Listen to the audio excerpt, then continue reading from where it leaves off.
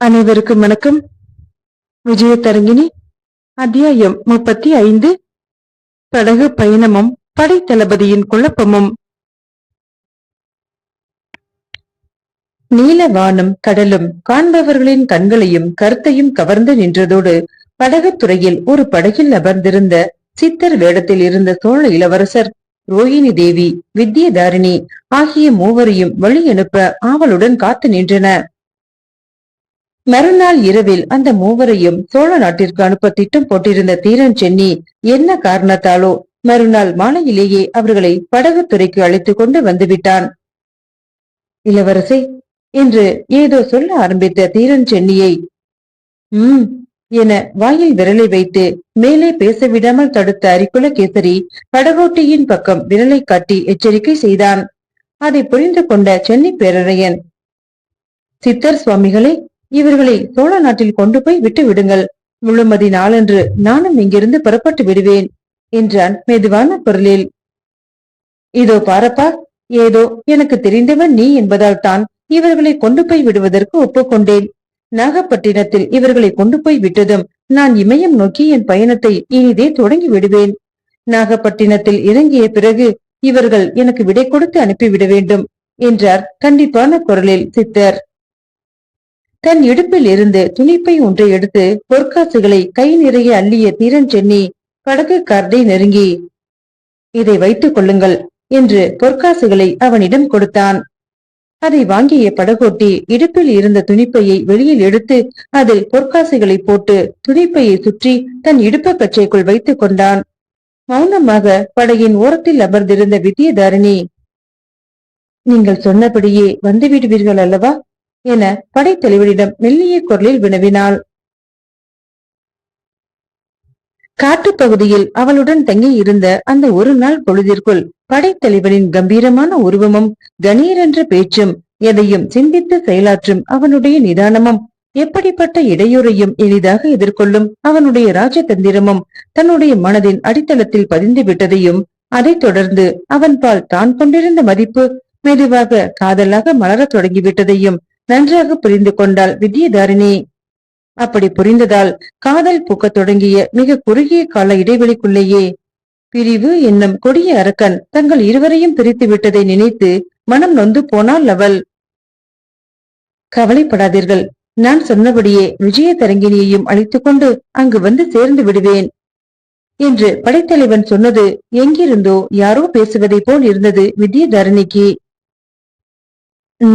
சரி என அவள் உதடுகள் பதிலளித்தாலும் அவளது உள்மனம், வித்யதாரிணி, உன் சகோதரிக்கு கிடைத்த பாக்கியம் உனக்கு கிடைக்கவில்லையே, அவள் அதிர்ஷ்டசாலி என அலறியது. சே, என்ன இது, இப்படி நினைப்பதே உனக்கு கேவலமாக இல்லையா? சந்திக்க துடிக்கும் சகோதரியின் மேல் நீ கொண்டிருக்கும் அன்பு இவ்வளவுதானா என்று எதிர்குரல் எழுப்பியது அவள் மனம். அப்படியானால் உன் உள்ளத்தில் பூக்கத் தொடங்கி இருக்கும் காதல் என்ற புதுமலர் பூத்து குலுங்க வழியின்றி வாடி சுருங்க வேண்டியதுதான். வாழ்வில் ஒளி காண வேண்டிய வேளையில் வேதனையால் வெந்து மடிய வேண்டியதுதான். உன் சகோதரியை ஆபத்திலிருந்து காப்பாற்றி அழைத்து வந்ததாகத்தான் அவர் சொன்னாரே தவிர உன் சகோதரியை தான் விரும்புவதாக அவர் சொல்லவில்லையே என்று எண்ணி நீ ஏமாந்து விடாதே என வேகத்துடன் எழுந்தது உள் மனக்குரலின் எதிரொலி.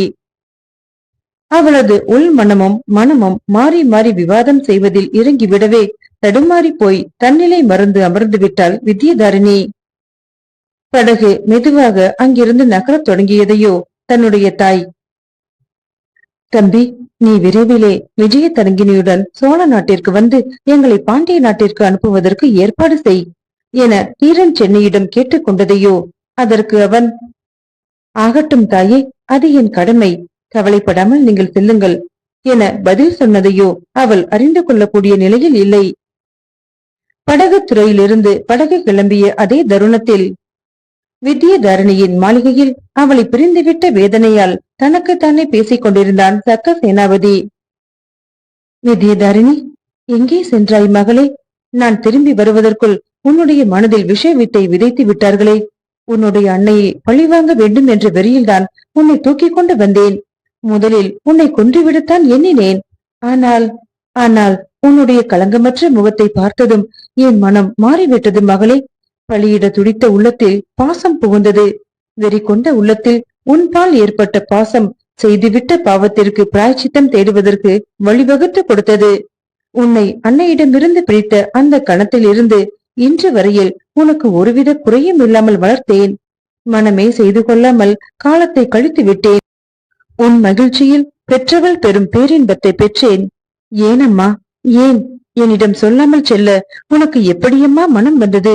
சொல் வித்யதாரிணி, சொல்.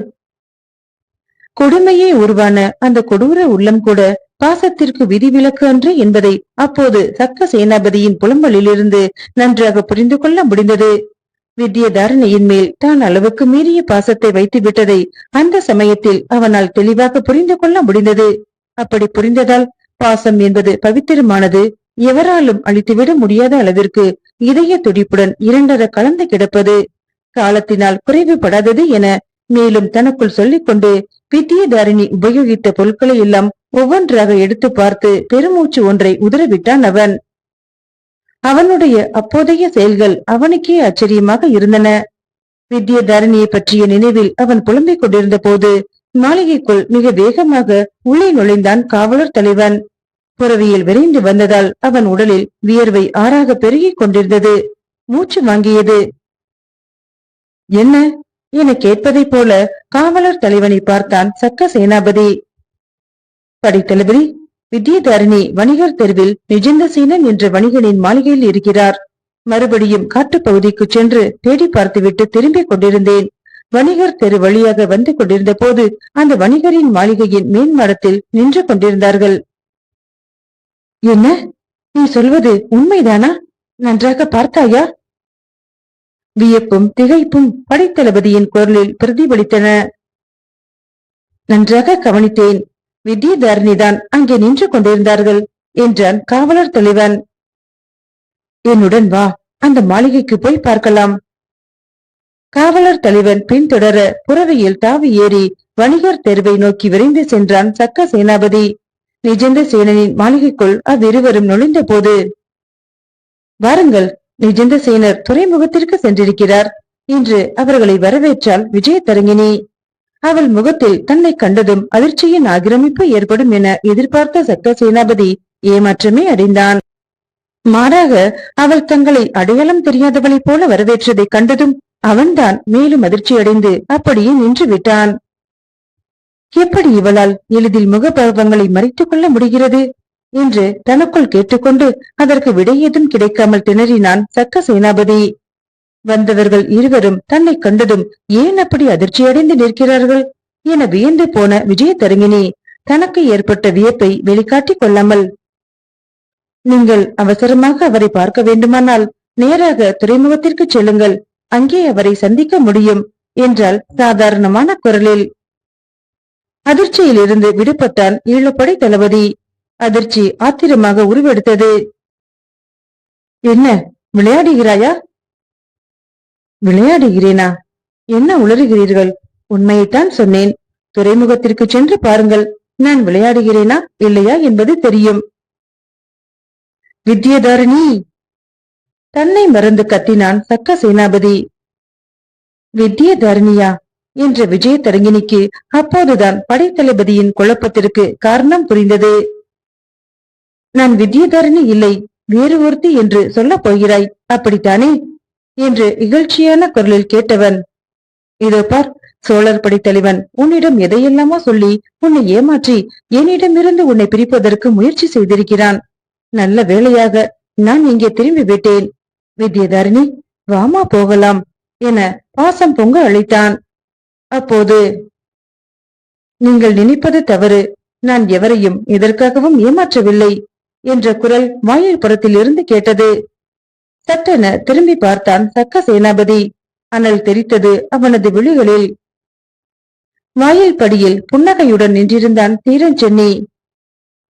சோழர் படைத்தலைவரே, இது பாண்டிய நாடென்று உங்கள் இஷ்டப்படி பவனி வருவதற்கு ஈழத்திற்குள் எங்கள் உத்தரவின்றி நீங்கள் நுழைந்ததற்கே உங்களை நான் தெரி செய்ய முடியும்.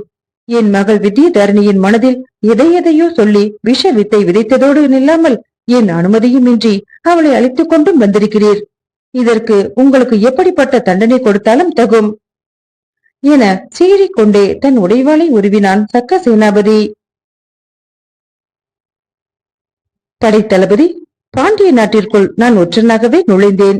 ஆனால் இங்கு நான் ஒற்றறிவதற்காக வரவில்லை. உங்களிடமிருந்து தப்பிய என்னை விதி ஈழத்திற்கு கொண்டு வந்து சேர்த்தது. இங்கே நுழைந்த எனக்கு உங்கள் மூலம் விதி நடத்திய விளையாட்டை முடிக்க வேண்டிய கட்டாயம் ஏற்பட்டது.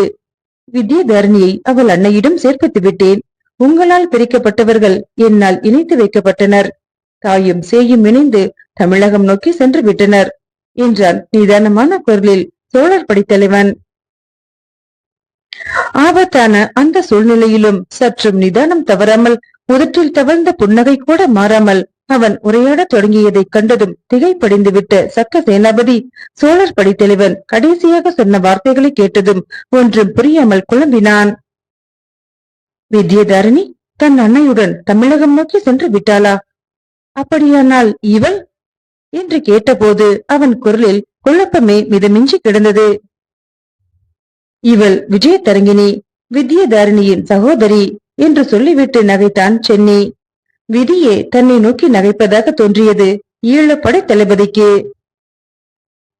மீண்டும் நாளைய பதிவில் சந்திக்கிறேன். நன்றி.